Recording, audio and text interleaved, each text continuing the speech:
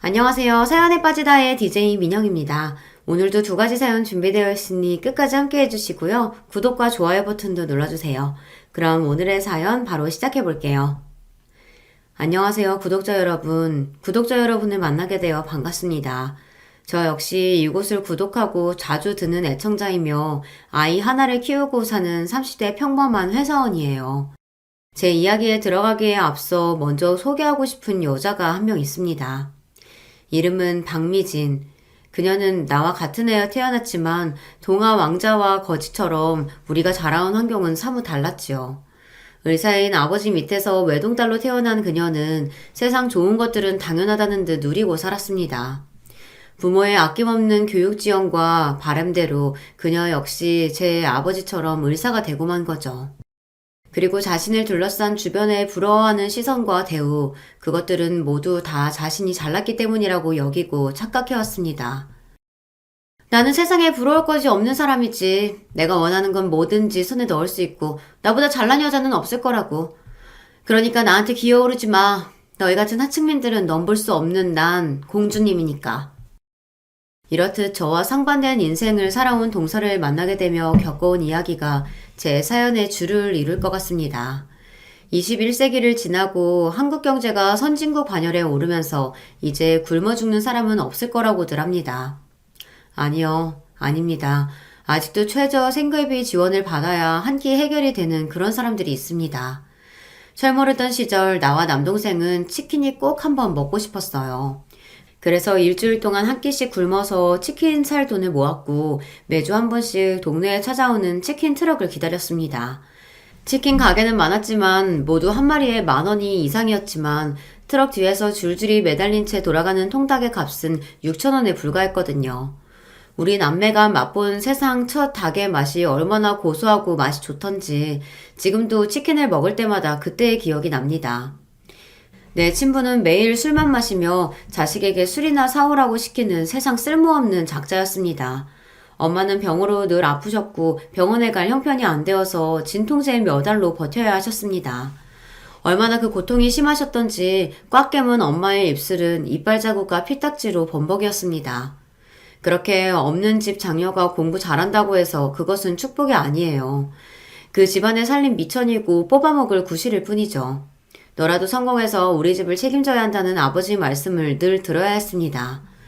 가난한 집에서 자란 사람들은 아마 알 거예요. 살아남기 위해 타인의 눈칫밥에 익숙해지고 치사하고 더러워도 남의 도움을 거절하지 못하는 비굴함은 친구가 되거든요. 그런 자신이 싫어서 지옥 같은 가난에서 벗어나기 위해 죽기 살기로 공부하고 공부했습니다. 그렇게 나는 의사가 되고 싶었습니다. 돈도 많이 벌지 남들의 존경도 받는 그 직업을 갖게 된다면 내 삶이 바뀔 거라고 믿었거든요. 그런데 결국 Y대 학부 자율전공학부로 입학했어요. 의대의 높은 등록금을 감당할 수 없었던 내 선택, 아니 포기의 결과였기에 축하받아야 할 대학 입학은 나에게 헛헛함만 남겨주었습니다. 나랑 1, 2점을 경쟁하던 친구들도 다 서울대나 의대를 갔는데 나만 이 자리에 머물러 있구나. 아무리 실력을 갖춰도 따라잡을 수 없는 현실의 벽, 계층의 사다리를 느꼈습니다. 나와 가족의 생계수단이 된 과외와 학교 수업에 치이면서 나에게 젊은 날 낭만이라는 미팅과 MT는 꿈도 못 꾸는 것이었어요. 그래도 나에게 잘 살 거라는 꿈은 있었어요. 언젠가 나에게 인생 역전의 기회가 올 거라고 말입니다. 자유전공학부에서 내가 찾은 길은 돈을 많이 버는 사업가나 대기업 취직 이런 것이 아니었습니다. 어려서부터 책이 친구였던 저는 책을 출판하고 편집하는 그런 길을 진로로 잡았어요. 돈이나 많이 벌어오는 직업을 택할 일이지 하며 나의 뺨을 후려치며 반대하던 아버지는 뜻밖의 사고로 제 결혼식도 하기 전에 세상을 뜨셨습니다. 아프셨던 엄마가 이미 몇 해 전에 돌아가셨기에 이 세상에 내 혈육은 남동생만 남았더군요. 하지만 부모님이 없다고 해서 크게 달라지는 것은 없었습니다. 해준 게 별로 없고 바라는 것만 많았던 부모 밑에서 자란 장점은 딱 하나 그것이겠네요. 그리 크지 않은 빈자리. 제삿날이나 가끔 엄마를 그리는 것 외에는 커다란 슬픔이 다가오지 않았으니까요. 출판업계에서 일하면서 지금의 남편도 만나게 되었습니다. 취재차 이런저런 분야의 사람들을 두루두루 접하게 되는데 그러다 보니 내 반쪽을 찾을 기회를 얻기도 하더군요. 남편은 인격적으로 좋은 사람이고 직장도 탄탄했는데 빨리 가정을 이루고 싶어 했어요. 나 역시 혼자 지내는 생활이 질리던 참이라 우리는 서둘러 결혼을 해치웠습니다. 결혼할 무렵 신경암을 앓고 계신 시아버지와 시어머니 그리고 남편의 남동생이 시댁 식구였습니다. 아마 남편은 아버지가 돌아가시기 전 결혼하는 모습을 보여주고 싶었나 봐요. 그리고 시아버지는 우리 결혼식 2달 뒤 세상을 뜨셨습니다. 아버지가 안 계신 저는 대학 지도 교수님께 부탁을 드렸고 그 은사님이 식장에서 내 아버지 역할을 해주셨습니다. 나중에 그 사정을 알게 된 시어머니는 날 보며 한마디 하셨어요. 진짜로 너희 아버지가 교수면 좋았을 것을. 우리 쪽 사람들은 좋은 사돈 들어와서 좋겠다고 하던데 내가 뭐라고 해야 할지 난감하더구나. 내가 시모였다면 축복받는 결혼식에 친부의 빈자리로 쓸쓸할 며느리 심정을 먼저 생각했을 겁니다. 하지만 내 시어머니는 그에 못 미치는 사람이었던 거죠. 그래도 내 결혼 생활이 괜찮았던 건 남편이 나에게 안정감을 주고 누구보다 사랑해주는 사람이라는 겁니다. 그런데 내가 첫 아이를 낳은 해에 시댁에는 경사스러운 일이 하나 생겼습니다. 바로 도련님이 결혼하게 된 것이죠. 게다가 그 결혼 상대자의 직업이 의사라는 소식에 시댁은, 아니 정확히 말하면 시모는 심하게 들썩였습니다. 그리고 예비동서가 결혼 전 처음 인사하러 왔을 때 보니 우리는 Y대 대학 동문이었던 것입니다. 처음 보는 시댁 가족 앞에서 주눅들기는커녕 여유있고 자신만만한 태도로 일관했던 그녀를 보면서 저는 솔직한 심정으로 작아지는 기분이었습니다. 내 집안 때문에 예비 시부모가 결혼을 반대하지는 않을까 노심초사했던 나와는 달리 그녀는 시댁 사람들에 대해 그렇게 생각했겠죠. 감히 너희들이 나 같은 사람을 반대나 하겠어? 이렇게 좋은 집안에 조건 좋은 며느리 환영하지 않고는 못 베기겠지. 의사 집안에서 태어나 자신의 연봉이 2억이 넘는다는 자랑을 늘어놓던 그녀에 대한 뒷얘기를 나중에 친구를 통해 듣게 되었습니다. 미진, 박미진? 걔 의대에서 꼴통으로 유명했잖아. 저렇게 머리 나쁜 애가 어떻게 우리 학교 왔냐고 잔디 깔고 들어온 거 아니냐면서. 학부 때 F합전도 많고 몇 번 유급할 뻔도 했을걸? 듣자 하니까 제 아버지 힘으로 유급은 막은 모양이더라고. 의사고시도 몇 번이나 떨어지고 붙었는지 몰라. 세브란스에서 레지던트 때도 몇 번 큰 사고치고 쫓겨나다시피 했대. 대학 동문 친구 얘기를 들으니 예비 동서에 대한 신뢰는 떨어졌지만 가족 간에 지내는 데에 별 문제야 있겠냐 싶어 넘겼습니다. 그런데 더 기함할 일은 그 뒤에 다른 얘기들이 더 귀에 들어왔어요. 동선의 친정아빠가 하는 병원이 의료사고와 그로 인한 피해자들의 소송, 거기에 알코올 중독에 음주운전까지 듣는 얘기마다 안 좋은 것들 뿐이었습니다. 심지어 다른 초짜 의사에게 대리수술을 맡겨왔고 이로 인해서 의사면허 정지라는 행정처분까지 먹었다네요. 그래서 결국 동선의 친정병원은 문까지 닫았다는데 정말 충격이었습니다. 세상에서 가장 사명감 갖고 일해야 할 직업 중 하나가 의사 아닌가요? 그렇지만 이에 대해 동서가 하는 말이 더 가관이었습니다. 짜증나서. 환자들이 괜히 우리 아빠 병원 비난하고 소송하고 난리야. 하필 아빠는 지금 망해가지고 나한테 피해를 주고 난리야. 내 병원 개업 도와주겠다고 해놓고 지금 그럴 돈도 없다고 하잖아. 한시도 남 밑에서 페이닥터를 못 있겠는데 난 어쩌냐고. 빨리 개업해야 한단 말이야. 어머님 모은 돈 없으세요? 한 10억? 아니면 5억이라도. 나 같으면 그런 범죄를 저지른 친정아빠가 부끄럽기도 하거니와 의료사고를 입은 피해자들을 비난할 수는 없을 것 같아요. 동서도 참 의사라는 사람이 피해를 본 환자들에 대해 미안해야 하는 거 아니야? 그리고 자식으로서 친정아버지부터 걱정해야지. 지금 동서 병원 차리는 게 먼저니? 개원이와 사정이 나아질 때 좀 천천히 하면 될 것 같은데. 형님이 뭘 한다고 그래요? 의사가 하는 일이 뭐 다 편하고 쉬운 줄 아나 봐. 이상하고 억지 부리는 환자들 진짜 많아요. 의사한테 돈 뜯어낼 작정으로. 의사란 것도 결국 환자들 눈치나 봐야 하는 서비스직의 영업이더라고. 원장은 맨날 나보고 환자들한테 친절하게 해라, 최대한 부작용 없도록 약 처방해라 등등 얼마나 시험의 짓을 하는지. 하루도 버티기 힘들다고. 물론 책임이야 크겠지. 대신 일반인들은 엄두도 못 낼 만큼 높은 연봉에 존경도 받잖아. 권리에는 그만한 책임이 따르는 법이지. 됐어요. 누가 지금 형님더러 구닥다리 조언 듣고 싶댔나요? 내 병원 차릴 돈 보태줄 거냐고. 그것도 아니면 내 앞에서 훈장질 좀 그만해요. 나 보라는 듯이 귀를 막고 쪼르르 시어머니 바로 옆으로 자리를 옮겨서는 둘이 쏙닥쏙닥 하는 겁니다. 아니, 내 흉이나 볼 거면 작은 소리로 하던가 나 들리게끔 큰 소리로 그러는 법이 어딨냐고요. 어머님보다 훨씬 더 어린데 왜 형님이 더 구닥다리 소리나 해야 되는지 모르겠어요. 어머님은 제 심정 이해하시죠? 남편 월급만으로 나중에 우리 애들 대치동 영어 유치원에 학원비 어떻게 감당하겠어요. 제가 어서 병원 개업해서 돈을 쓸어 담아야 우리 애들도 나중에 나처럼 을사로 키우죠. 안 그래요? 그럼. 원래 너희 형님은 너처럼 을대에 못 갔잖아. 그 열등감 때문에 그래. 우월한 네가 이해해라. 그나저나 개원하는데 돈이 얼마나 드는데 그러냐? 뭐 가진 거랑 대출 받는다고 해도 5억은 더 들 것 같아요.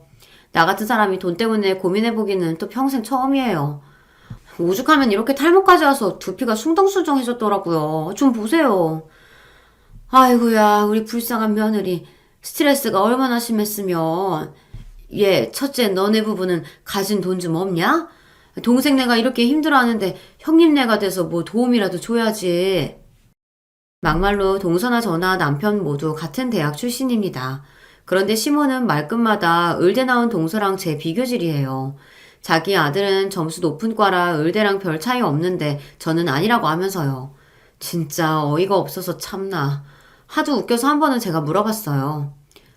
동서 하는 말마다 내가 나온 과를 무시하는데 수능 점수 몇 점이었어? 저요? 376점이요. 그래? 나는 385점이었다고. 수능 점수도 나보다 떨어지면서 어디서 공부 운운하면서 내 앞에서 잘난 척하는 게 맞는 거니? 그럴 리가 없잖아요. 그렇게 높은 점수면서 왜 의대 안 가셨어요, 그럼? 공주님처럼 잘한 동서가 우리 친정집 같은 사정을 어떻게 알겠어. 의대 등록금 때문에, 그리고 난 전액 장학금 조건으로 지금의 과에 간 거야. 학부 때 난 동서처럼 F 하나 없었고 오히려 A가 대부분이었는데 동서는 유급도 할 뻔했다며? 형님이 그걸 어떻게 누구한테 들었어요? 우리 동문인데 그걸 모르겠어? 동창 친구한테 들었어. 자기 학교 다닐 때 공부 못해서 꼴통소리 듣고 다녔다면서? 매번 동서에 잘난 척에 당하기만 하다가 처음으로 내가 카운터펀치를 먹인 셈이죠. 자기 약점을 찔렸는지 동서의 얼굴은 울그락 푸르락 했습니다. 그런데 금세 비웃음을 머금은 얼굴로 나에게 반박하더군요. 형님, 그거 모르세요? 공부 잘한 것만으로는요, 요즘 같은 시대에 성공 못해요. 자기가 태어난 집안, 그게 얼마나 중요한 성공 요소인데요. 수능 점수가 아무리 나보다 높았다 한들 누가 그런 자질구레한 사정 알아주나요? 어쨌건 난 의사가 됐고 형님은 그저 평범한 직장인인데 안 그래요? 그녀는 남의 상처에 염장질하는 듯 타고난 실력자였습니다. 동서의 말은 내 자존심을 제대로 건드는 팩트 그 자체였으니 전 아무 말도 못했어요. 시모까지 동서의 말에 장단을 맞추면서 나를 더 비참하게 만들었습니다. 그래서 내가 둘째 널 예뻐하잖니. 가만 보면 공부만 하고 융통성 없는 애들이 저렇게 비현실적인 생각에 사로잡혀 산다니까. 둘째야, 네가 이해해라. 원래 저런 애들일수록 더 도끼를 똘똘 뭉쳐서 공부 하나는 잘할 수도 있지. 그런데 세상이 어디 그걸로 되니? 든든한 백도 있고 돈도 있고 그게 네 부모면 금상첨화인 거지.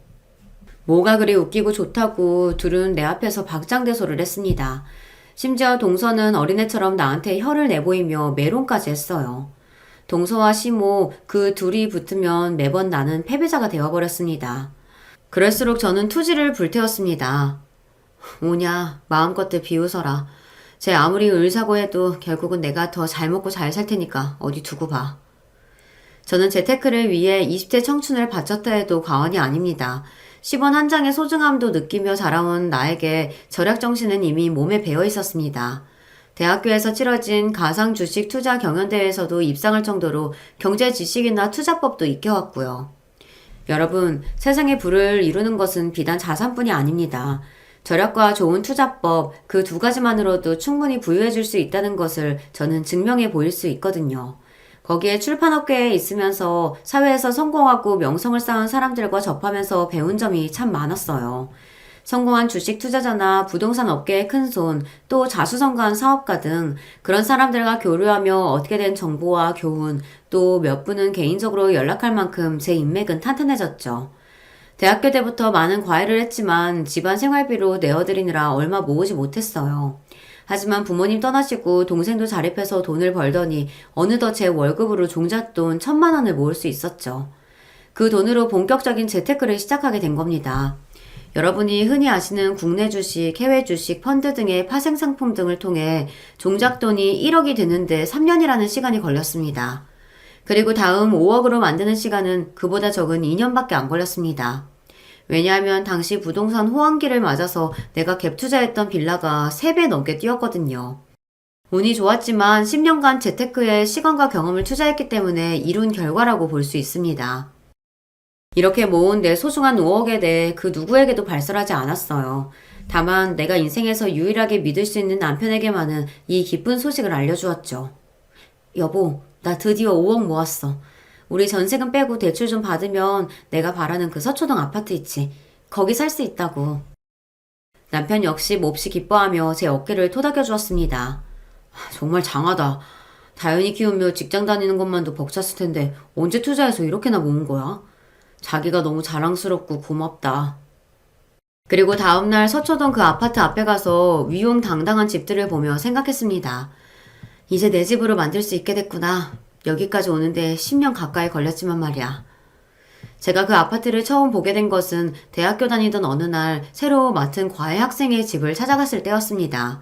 서울의 요지에 자리 잡은 좋은 교통, 또 우수한 학군과 거기에 신축 아파트의 편리한 구조까지 그 집을 드나들면서 점점 그 아파트는 제 마음에 들어오게 된 것이죠. 나 진짜 성공했구나 싶은 벅찬 기분을 느끼며 전화로 미리 연락했던 부동산에 들어갔습니다. 사장님, 지난번 연락드렸던 사람인데요. 그 매물 오늘 볼 수 있죠? 물론이죠. 거기 사는 집주인과 이미 시간 약속 잡았습니다. 자, 그럼 가실까요? 저는 그 아파트 중 좋은 가격이 나온 집 한 곳을 실제로 둘러본 뒤 계약하겠다고 말했습니다. 집 명의자가 현재 해외에 있다는 사정상 계약서는 한 달 뒤에 쓸 테니 그 전에 가계약금을 걸라고 부동산에서 얘기했어요. 그 자리에서 바로 1,000만 원의 가계약금을 보내놓고 이 소식을 남편에게 전했습니다. 그래? 그 집을 살 수 있다고? 얼마에? 내가 좀 많이 깎아달라고 요리조리 설득했더니 9억 8천에 팔기로 얘기됐어. 2천만 원이나 깎았다고. 근데 당신 지금 어디야? 오, 2천만 원이나 깎았다니 진짜 잘했다. 갑자기 가족회의랍시고 엄마가 우리 형제들 불러 모았거든. 잠깐만, 엄마 뭐라고요? 네? 여보, 일 끝났으면 엄마가 당신도 집으로 오라고 하시는데? 남편과 통화를 마치면서 왠지 몸에 난 털이 삐죽하게 서는 기분이 들었습니다.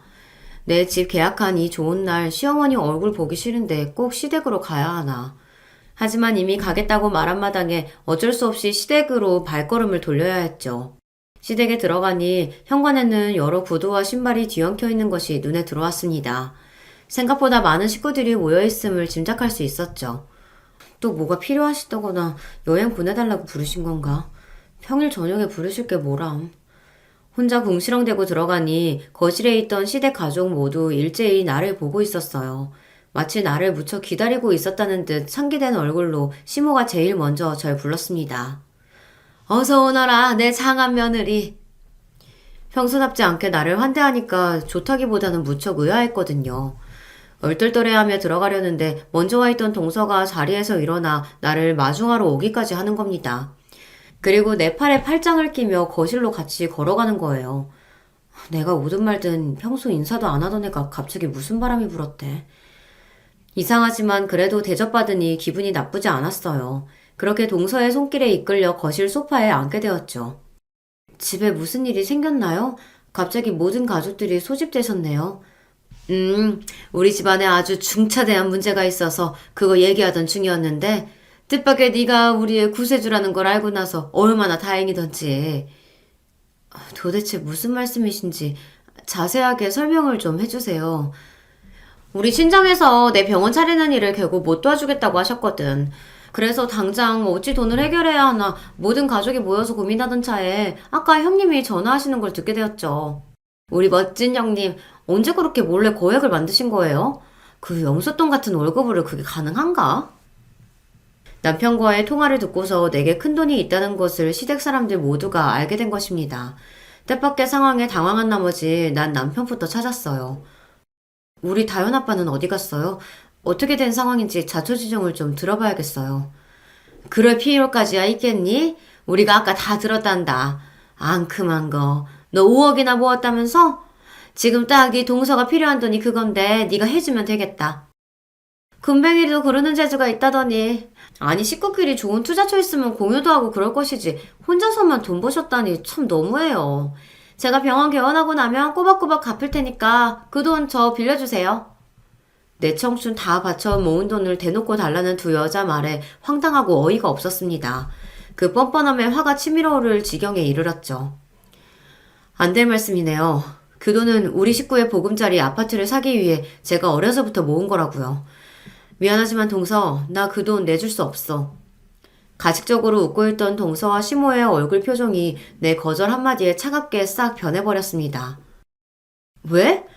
그냥 달란 것도 아니고 지금 내가 절실하게 필요한 상황이니 나중에 잘 갚겠다고 했잖아. 형님은 내가 그렇게 미워요? 아니, 내가 잘 되는 건 다 배 아프신 건가? 동서, 오해가 심하다. 동서가 밉다고 이유 없이 못 빌려주겠다는 게 아니야. 이유가 있다고. 그래? 그 이유나 들어보자. 형제가 내 도와주는 것보다 더 큰 이유가 뭔데 그러냐? 방금 저 아파트 계약하고 온 길이에요. 서초동 우리 아파트 구입하겠다는 계약금으로 1,000만 원 치르고 돌아오는 길이거든요. 뭐? 서초 우리 아파트? 거기 우리 엄마 친정집인데 형님이 거기 들어간다고? 형님, 뱁스가 황새 따라가면 다리 찢어지는 법이에요. 우리 친정집이 부러웠던 모양인데 형님이 갈 만한 그런 동네인 줄 알아요? 집 사는데 사람 정해놓는 법 있나? 그 돈 낼 능력만 있으면 되지. 그리고 내가 살 아파트 내 돈 주고 산다는데 동서가 뭐라는 거야? 동서네 친정집이 그 아파트인지도 몰랐어 나. 됐다. 긴 말 필요 없고 아파트는 나중에 사고 일단 작은 애한테 그 돈 줘라. 이제 저는 참고 있을 수가 없었습니다. 자기들이 나한테 해준 게 뭐 있다고 내 돈 가지고 빌려줘라 마라 간섭인지 모르겠어요. 게다가 동서는 그 아파트가 내가 살만한 곳이 아니라며 대놓고 무시하고 말이죠. 내 돈입니다. 왜 내 돈에 왈가왈부하는지 몰라도 이미 아파트는 계약했고 돈 이야기는 그만하시죠. 절대 안 돼. 이 돈이 나한테 어떤 의미인데 죽어도 내 돈은 못 내놔. 저는 울면서 시댁을 뛰쳐나오다시피 도망쳤습니다. 내가 이만큼 강경하게 거절했으니 다신 돈 얘기 꺼내지 않을 거라던 내 생각은 짧았어요. 이미 손에 닿을 수 있는 돈 5억이 내게 있다는 걸 아는 이상 동서는 내 돈을 절대 포기하지 않으려던 것입니다. 호랑이 입에 담겨있는 금괴는 포기할지언정 집에서 키우는 개 입속의 금괴는 아무리 발버둥 친다 해도 어떻게든 빼내려 들겠죠. 시모나 동서에게 저는 그런 개처럼 하찮은 존재였으니 그런 마음이었을 것 같아요. 그날 이후 매일매일 시모는 내게 전화해 댔습니다. 서방님도 나한테 도와달라고 카톡도 보내고 전화도 하고 내가 듣는 척도 안 하니까 이젠 남편까지 그렇게 쫓아다니다 봐요. 와, 내가 업무 준비하느라 연락을 못 받으니까 오늘 아예 회사까지 찾아오더라. 돈이 얼마나 급하면 그럴까도 싶네. 우리가 당장 살 집이 없는 것도 아닌데 우리 그냥 재수씨 빌려줄까? 모든 사람들이 한패여도 당신은 나한테 그러면 안 되죠. 내가 어떻게 모은 돈인지 알면서 그런 소리래요? 동서야말로 나중에 천천히 개원하면 되지 왜 꼭 지금 못해서 난리야? 내가 동서한테 더 얄미운 부분이 뭔지 알아? 정작 내 돈 필요한 당사자는 자기면서 어머님이나 서방님같이 주변 사람들 움직여서 내 돈을 노린다는 점이야. 그런 비열한 속내가 보여서 동서한테만은 절대 내 돈 못 줘. 아, 그래 알겠어. 당신도 좀 너무 예민하다. 어차피 안 빌려주겠다면 내 입장에선 당연히 당신 말 따라야지. 그런데 엄마 말 맞다나 재수씨에 대한 열등감 때문에 유독 재수씨 병원 차리는 일 막으려는 그런 일도는 아니지 당신? 어머님이 그런 말까지 하셨단 말이야? 날 어떻게 봤으면 시어머니란 사람이 그렇게 말했을까요? 게다가 남편까지 그런 말 못하게 막아야지 등신처럼 듣고만 있다가 나한테 전하다니 정말 충격이었습니다. 모두가 나를 등지고 오로지 동서 편만 드는 기분이었어요. 이쯤 되자 무슨 상황이 되더라도 내 돈 지키고 동서 좋은 짓은 해주고 싶지 않다는 오기마저 생겼습니다. 그러던 어느 하루 재택근무로 집에서 일하던 중이었습니다. 사회 각층의 직업에 대한 인터뷰를 실는 칼럼을 준비하기 위해 어떤 국선 변호사와 전화로 대화하던 와중 초인종 소리가 울렸죠. 집에 방문객이 왔는데 괜찮으시다면 제가 5분만 있다가 인터뷰 이어가도 되겠습니까, 변호사님? 그 변호사는 흔쾌히 수락했고 저는 전화를 내려놓고 찾아온 두 사람에게 문을 열어주었어요. 문을 열자마자 바로 시어머니와 동서는 현관까지 절 밀고 들어왔습니다. 역시나 돈을 내놓으라는 얘기로 현관에 서서 한동안 옥신각신했어요. 몇 번을 말씀드려야 돼요. 이미 계약까지 했으니 난 돈 없어요. 못 빌려준다고요. 그리고 저 지금 재택근무 중이거든요. 이만 돌아가 주세요. 형님은 집에 찾아온 손님한테 차 한 잔 안 주고 문장박대부터 하시네요. 이거 보세요, 어머님. 돈도 안 빌려준다고 버텨. 연락도 피해. 이게 우리 무시하는 게 아니면 뭐겠어요? 동서 지금 나보고 이게라고 했어? 열낼 것 없다. 순한 둘째 며느리니까 이 정도 말로 끝났지. 너는 연소리 들어도 어디 뭐라 못해. 그깟 돈 좀 생겼다고 하늘 같은 서방네 가족 무시해도 된다 생각한 모양이지? 착각하지 마라. 없는 집에서 자라서 그 돈이 뭐 어마어마한 줄 아나 본데. 너희 동서는 개원하고 지금만 딱 필요하고 그깟 돈 1년 만에 갚을 거라고 하니까. 그런데도 지금처럼 우리 개무시하면서 피할 테냐? 그래요. 그렇게 대단하신 동서니까 나 같은 거지한테서 돈 뺏어갈 생각 말고 스스로 알아서 하면 되겠네. 왜야?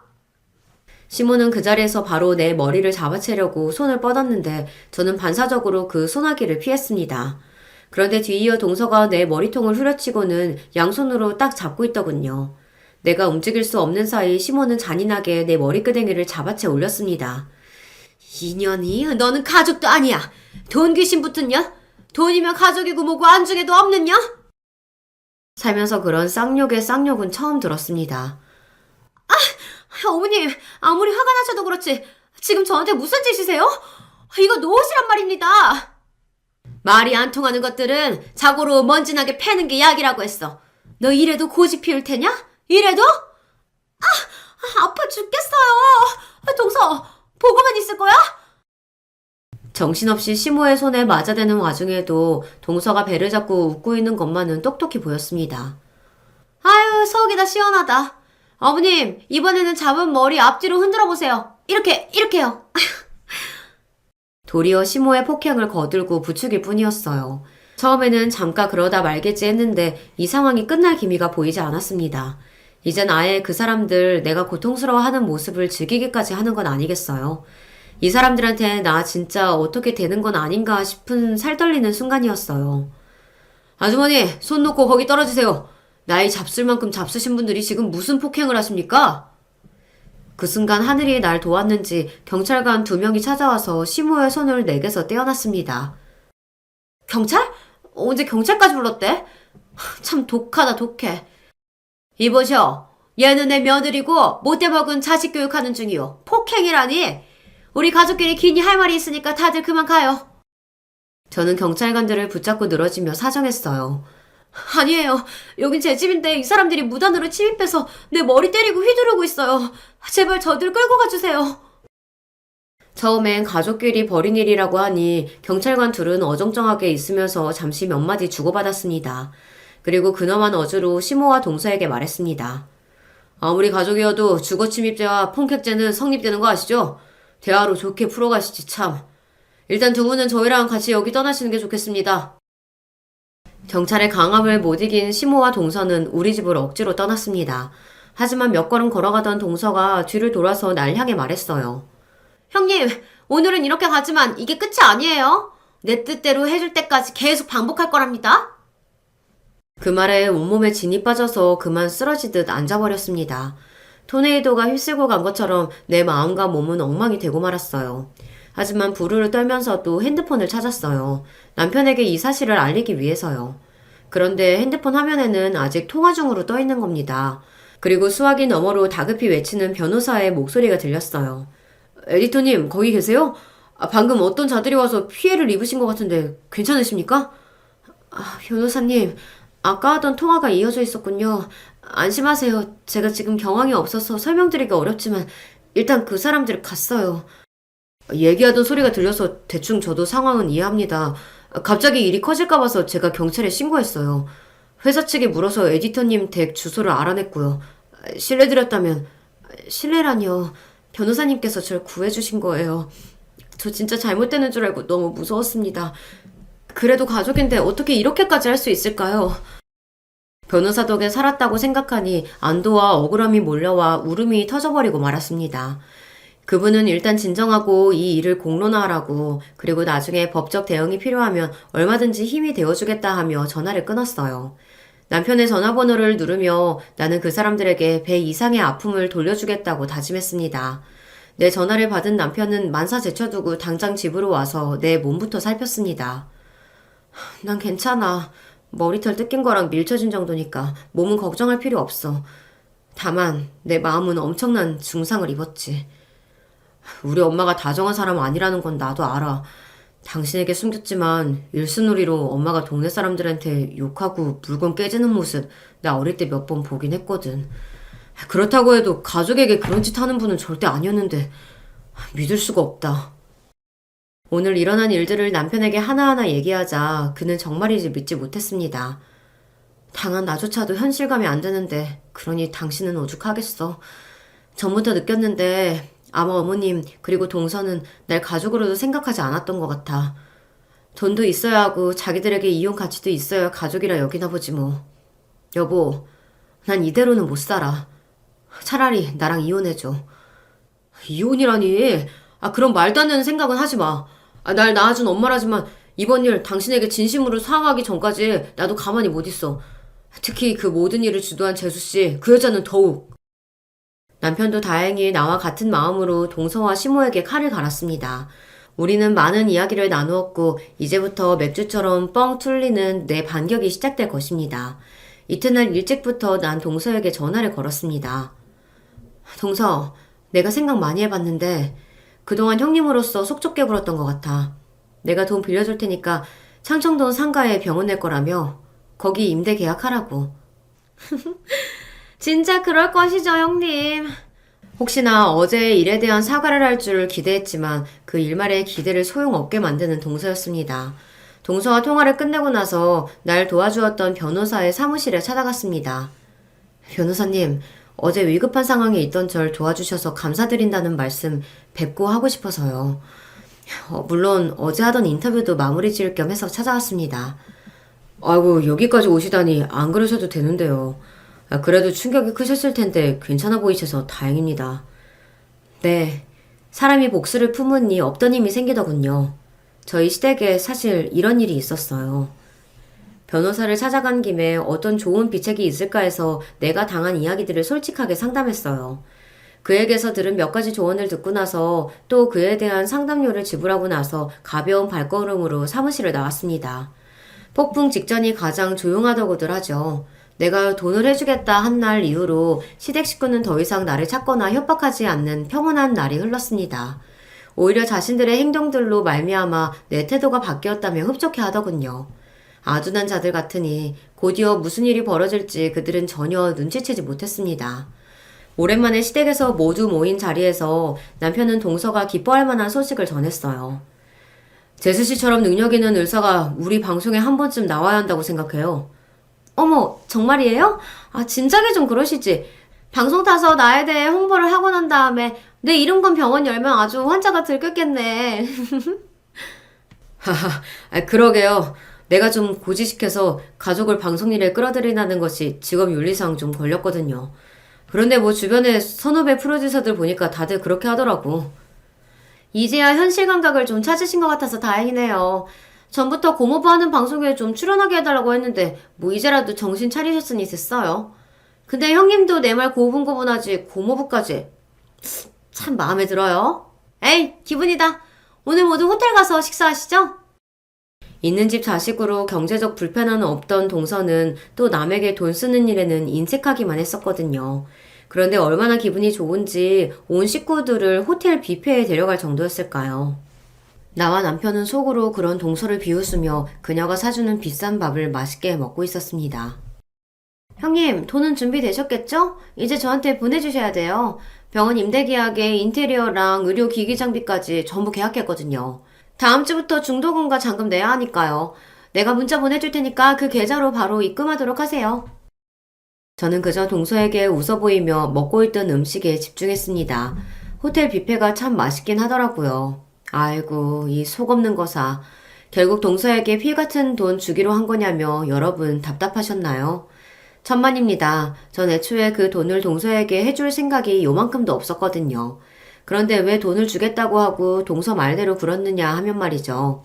동서가 병원을 열기 위해 여기저기에 계약하면서 쓰고 다닌 돈이 이미 1억이 훌쩍 넘었습니다. 변호사 얘기를 들어보니 세상의 모든 계약에는 위약금이라는 것이 있다더군요.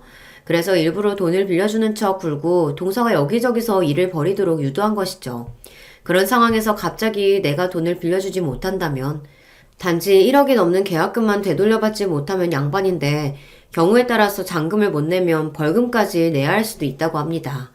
그게 법률 용어로 위약금이라는 건데 전 바로 그것을 동서에게 선물처럼 안겨줄 생각이었죠. 동서 말대로 며칠 뒤 나에게 계좌번호를 보냈지만 전 그대로 무시했습니다. 또한 돈을 보내줘야 하는 날이 되도록 나는 연락을 끊고 지냈어요. 동서 입장에서 믿었던 돈줄이 연락 두절이니 미치고 팔짝 뛸 노릇 아니겠어요. 발등에 불이 떨어진 동서는 급기야 우리 딸의 유치원 앞에서 날 기다리고 있었습니다. 여기서 기다리니 이제야 나타났네. 내가 전화도 수천 번 했어. 집에도 찾아가도 아무도 없던데. 도대체 잠수라도 탄 거예요? 나 돈 필요하다고 빨리 보내달라고요. 동서의 성화에 난 바로 울상을 지으며 털썩 주저앉아 엉엉 우는 신용을 했습니다. 동서, 큰일 났어. 큰일 났다고. 무슨 일이에요? 차근차근 얘기 좀 해봐요. 내가 크나큰 일을 겪어서 경황이 없는데 동서 연락을 어떻게 받고 답하겠어. 나 있지. 사기당했어. 보이스피싱 말이야. 어떤 남자가 전화해서 자기가 검찰청 사람인데 내 돈 전부가 들어있는 계좌가 범죄에 사용되었다고 하지 않아. 그대로 두면 이미 범인들이 내 돈 전부 빼간다는데 내 계좌를 범죄에 써서 나까지 연루될 수 있다고. 그러니 내가 어떻게 하겠냐고. 그들이 시키는 대로 통장 비밀번호랑 알려주고. 그래서 어떻게 됐는데요? 설마 지금 그 보이스피싱 놈들에게 돈을 홀라당 넘겨주었단 말은 그런 건 아니겠죠? 하지만 난 아무 말 못하고 땅을 치며 통곡했고 그런 날 보는 동서는 너무나 어이없어 했습니다. 사람이 모자라도 어떻게 그렇게 모자랄 수가 있어? 다 큰 어른이 그딴 사기에 넘어가다니. 그래서 날 빌려주기로 한 돈은 어떻게 할 건데? 내 돈은? 돈을 해줄 방도가 없다는 내 말에 동서는 급기야 내 멱살까지 잡았습니다. 네 돈 홀라당 날려먹은 건 네가 알아서 할 일인데 난 어쩔 거야. 네 돈만 믿고 계약금에 위약금까지 몇 억은 될 텐데. 게다가 이미 다니던 병원도 그만둔 지 오래라고. 미안하게 됐어 동서. 하지만 여기 우리 다현이 유치원 앞인데 여기서 이렇게 내 멱살까지 잡고 노르시면 어떡해. 살려주세요. 살려주세요. 이 여자가 나를 막 때려요. 이렇게 고함까지 치며 전 주변 사람들에게 도움을 청했습니다. 내 요청을 듣고 찾아온 사람들은 억지로 동서를 내게서 떼어놓고 경찰서로 인계했습니다. 경찰서에 도착해서 사건 경위를 진술할 때 오늘뿐만 아니라 지난번 내 집으로 침입해 날 폭행한 상습범이라고 동서에 대해 말했습니다. 듣고 있던 동서는 당연히 내 말을 극구 부인했죠. 아니에요. 그건 시어머니가 혼자서 한 짓이고 난 아니라고요. 내가 하물며 의사인데 지성인답게 대화로 했을 뿐이라고요. 지성인이라 지칭하시기엔 오늘 벌이신 일들은 도대체 뭡니까? 심지어 아기들 다니는 유치원 앞에서 이분을 폭행하고 있었다는데요. 경찰의 날카로운 대답에 동서는 말문을 닫고 말았습니다. 저는 분명 사실을 말씀드렸고요. 이 일에 대해서 증언해 주실 변호사도 가십니다. 당시 벌어진 상황을 전화로 모두 들으셨고 녹음까지 한 분이거든요. 그래서 그 변호사 신고로 경찰에서 우리 집에 출동한 적이 있으니까 한번 찾아보세요. 내 말을 들은 경찰은 컴퓨터를 조회하더니 드디어 내 증언에 확신을 가지는 듯한 표정을 지었습니다. 동서는 기가 죽어 고개를 푹 숙였죠. 이제 게임은 끝났습니다. 그 누구도 동서가 아닌 내 편을 들어주는 상황이 되었으니까요. 경찰은 동서에 대한 2건의 폭행에 대한 신고를 접수했고 향후 조사할 예정이라고 합니다. 더구나 앞으로 수습해야 할 돈 사고까지 생각하면 그야말로 동서는 나락으로 떨어진 것입니다. 한때 내 동서였던 그 아나무인인 여자는 금전적 손해를 입을 테고 거기에 폭행범까지 대고 말았습니다.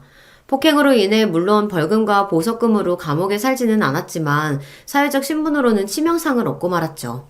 이렇듯 모든 수단과 방법을 동원해서 결국 저는 나를 짓밟았던 인간에 대한 복수를 마무리 지었습니다. 그런데 시모에 대한 복수는 왜 안 했느냐고 궁금해하시는 분도 있겠네요.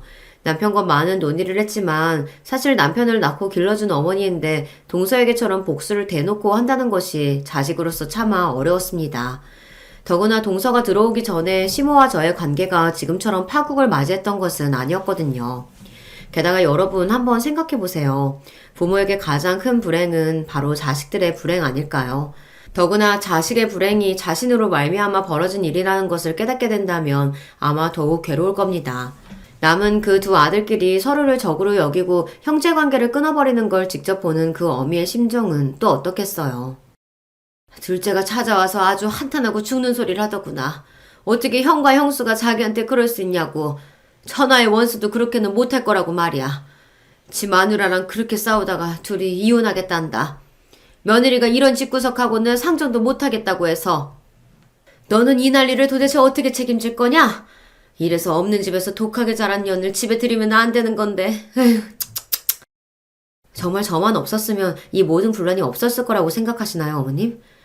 떠올려보세요. 동서가 들어오기 전에는 남편과 서방님의 사이는 돈독했죠. 어머님이 부르실 때마다 우린 모여서 늘 화목하고 좋았잖아요. 그런데 언제부턴가 말다툼도 일고 서로 흉보고 뒤로 계략이나 짜는 그런 집이 되었을까요? 어머님은 원래부터 맏며느리 머리채를 잡고 때리는 그런 분이셨나요? 아니 그거야. 감정이 폭발해서 나도 모르게 실수한 거고. 전 그 모든 일이 동서 한 사람으로 비롯되었다고 생각해요. 어머니 말씀대로 제가 독종인진 모르죠. 동서를 밑바닥까지 끌어내리고 말았으니까요. 그런데 그거 아세요? 저 아직 어머님한테는 아무런 안갚음도 안 했어요. 무서운 년. 그래서 이 시애미한테도 복수하겠다고 협박하는 거냐? 우리 착한 동준이가 네가 이렇게 무섭고 소름 끼치는 년인 걸 알면 아마 둘째보다 더 빨리 이혼하자고 할 거다. 너 같은 년을 내 아들이랑 같이 살게 할 성 싶으냐? 그런가요? 어머님, 최근에 우리 그이랑 통화한 적 있으세요? 당연히 집에도 온 지 한참일 거고요. 요새 들어 아들과 연락이 안 된다고 느껴지지 않으셨나요? 그러고 보니 내가 둘째 일로 상의하려고 몇 번이고 연락해봤지만 안 닿더라. 설마 동준이한테 무슨 일이라도 생긴 거야? 아니요. 그이는 멀쩡히 회사 잘 다니고 있어요. 아, 그 서초동 아파트로 이사한 날이 코앞이라 그 준비를 더 바쁘긴 하지만 그래서 어머님 연락을 안 받은 건 아닙니다. 동서에 대한 모든 일들은요. 사실 저 혼자 벌인 게 아니에요. 남편과 둘이 합심해서 벌인 거라고요. 대현 아빠는 어머님을 다시 볼 자신이 없다고 하네요. 이제 어머님은 자기 아들들 얼굴 보기 참 힘드시겠네요. 그럴 리가 없어. 내 큰아들이 얼마나 엄마를 사랑하는데 내 말이라면 다 따랐던 착한 애란 말이다. 이 앙큼한 년, 너 내 아들한테 무슨 술수를 벌였기에? 어머님과 동서가 날 모시게 대했던 그날 모든 걸 알게 된 남편이 괴로워했어요. 자신이 믿어온 어머님의 모습이 어쩌다 이렇게 된 거냐고. 동서 한 사람 때문에 그런 거 아니냐면서 말이죠. 그런데요, 어머님. 아무리 동서가 부추기고 분란을 조장한다고 한들 어머님이 똑바른 분이라면 일이 이렇게까지 왔을까요? 당신 때문에 두 아들들이 원수지간이 됐고 또 맏아들과 며느리의 손자까지 앞으로 볼 수는 없으실 겁니다. 늘 앞에서 당당하고 절대의 기에 눌리는 법이 없던 시어머니는 처음으로 내 앞에서 고개를 수그리셨습니다. 그리고는 어깨를 들썩이며 눈물을 짜내셨죠. 가엾고 불쌍하다는 마음이 들려는 찰나 그분의 마지막 외침이 내 심장에 꽂히며 우리는 돌이킬 수 없구나 체념했죠. 그렇게 시댁과 작별하게 되었습니다. 아니야. 내 아들이 지금 너 때문에 뭐가 씌어서 그렇지. 결국엔 이 어미 믿고 내 품으로 돌아오게 될 거다. 그러니까 자신만만해 하지 마라. 결국 이혼당하고 버려지는 건 바로 너야.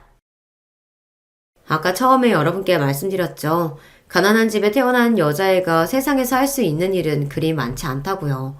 그래도 열심히 극복하고 살아온 결과 내 가정 하나는 지킬 수 있었습니다.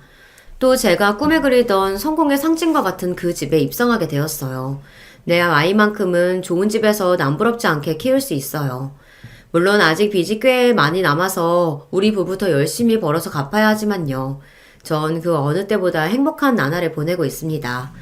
만약 그때 멍청하게 동서에게 돈을 빌려주었더라면 전 지금 이 집에 있을 수 없겠죠. 누군가의 압력과 협박에 못 이겨서 혹은 난 가난하니까 어쩔 수 없다는 마음으로 포기하지 않으셨나요? 신길동 환자집에서 밥도 잘 못 얻어먹고 생리세 살 돈도 없던 소녀는 이만큼 성공했습니다. 저처럼 어려운 환경에 있는 학생들 절대 포기하지 마세요.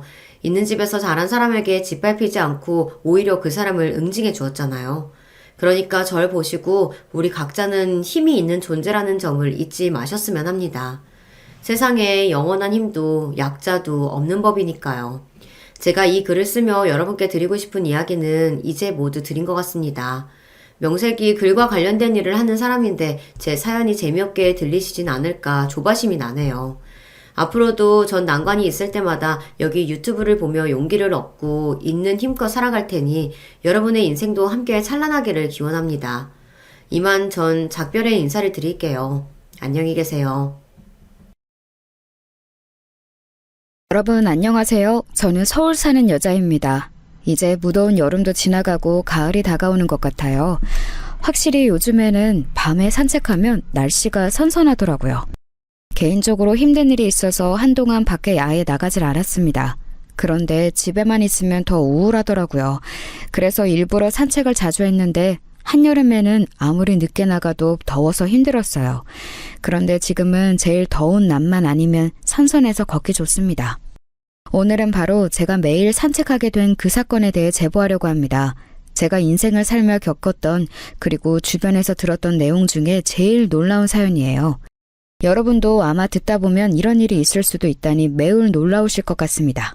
그럼 바로 시작할게요. 오늘 제가 제보할 사연은 바로 시댁에 관한 사연입니다. 대한민국 며느리라면 고부 갈등에서 완전히 관련이 있는 분은 아마 손에 꼽을 거예요. 그렇지 않나요, 며느리분들? 저 역시 시어머니와 관련해서는 할 말이 아주 많습니다. 그 전에 제가 남편을 어떻게 만나게 됐는지 설명할게요. 저는 어린 시절, 지금도 친정 부모님이 매우 여유롭고 부유한 편이에요. 덕분에 어렸을 때부터 가지고 싶은 것은 모두 가졌고 먹고 싶은 것도 언제든지 자유롭게 먹으면서 컸습니다. 하고 싶은 것을 다 하고 살았다고 보면 됩니다.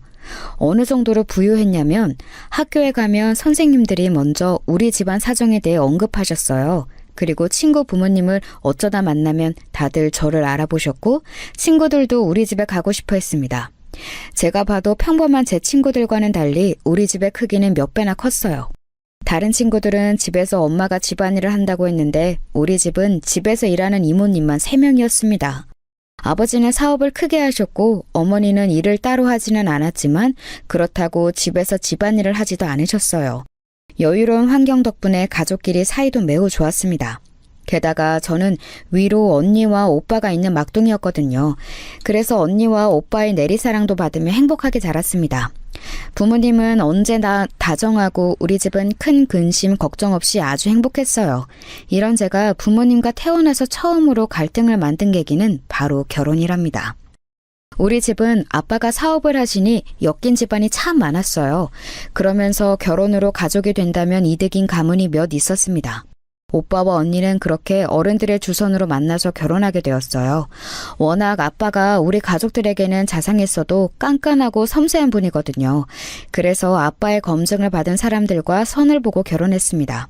언니와 오빠도 아빠가 그렇게 데려온 결혼 상대가 마음에 들었다고 해요. 아빠가 몇 차례에 걸쳐 데려온 사람들이라 집안은 당연히 좋았고 성격과 외모도 훌륭한 사람들이었습니다. 저도 가족이 되고 형부랑 새언니를 보았는데 사람들이 참 선한 사람들이었어요. 왜 아빠가 데리고 왔는지 잘 알 것 같았습니다. 그런데 저는 경우가 달랐어요. 사실 저도 아빠가 데리고 온 사윗감이랑 결혼할 예정이었습니다. 하지만 사람 일이라는 게 어떻게 될지 모른다는 게 맞는 말 같아요. 아빠가 데려온 사윗감이랑 심지어 선도 보고 좋은 관계로 발전 중이었는데 저는 운명처럼 다른 남자에게 사랑에 빠지게 되었습니다. 제가 자주 가는 카페가 있었는데 조용하고 한적한 곳이라 손님이 별로 없는 곳이었거든요. 거기에 새로운 직원이 있었는데 그 사람이 바로 제가 새로 사랑에 빠지게 된 남자였습니다. 저한테 친절하게 말을 걸고 또 쿠키도 서비스로 주고 무엇보다 제가 읽는 책에 관심이 참 많더라고요. 취향이 통하는 모습에 마음을 빼앗기게 되었죠. 원래 결혼하려고 했던 분은 집안도 좋고 직업도 좋았지만 저랑 취향이 정반대였거든요. 그래서 제 마음에 확신이 생긴 후에 바로 부모님에게 알렸는데 알리자마자 불호령이 떨어졌습니다. 아직도 그날을 생각하며 가슴이 두근거릴 정도로 놀랐던 기억이 나요. 지금 그게 무슨 소리야? 결혼이 장난이야? 결혼은 사랑하는 마음으로 하는 게 아니라고 내가 몇 번을 말했어. 집안과 집안이 엮이는 게 결혼이야. 그 집안과 결혼하면 당장 얻는 이익이 몇 개인 줄 알아? 아빠, 언니랑 오빠로 만족하면 안 돼? 그래도 평생을 함께할 사람인데 이렇게 얼굴도 보지 않고 반대하면 어떡해? 아빠가 늘 그랬잖아. 사람 됨됨이가 무엇보다 중요하다며. 그 사람 진짜 사람 하나는 진국이야. 아빠는 제게 태어나서 처음으로 소리를 지르셨어요. 말이 되는 소리를 하라며 고래고래 소리를 지르는 모습에 저는 아주 놀랐습니다. 우리 아빠는 항상 웃으면서 저를 바라보던 사람이었거든요. 아무리 장난을 치고 사고를 쳐도 한 번도 화를 내지 않았던 사람이었는데 이때는 다른 사람처럼 화를 내기 시작했습니다. 하지만 저도 절대 물러설 수는 없었어요. 일단 데리고 오겠다고 했더니 아빠는 절대 우리 집에 한 발짝도 들일 수 없다고 난리가 나셨어요. 그래서 급한 대로 우리 집보다 시댁에 먼저 인사를 가게 되었습니다. 그런데 저는 시댁에 간 날 아주 깜짝 놀라게 되었어요.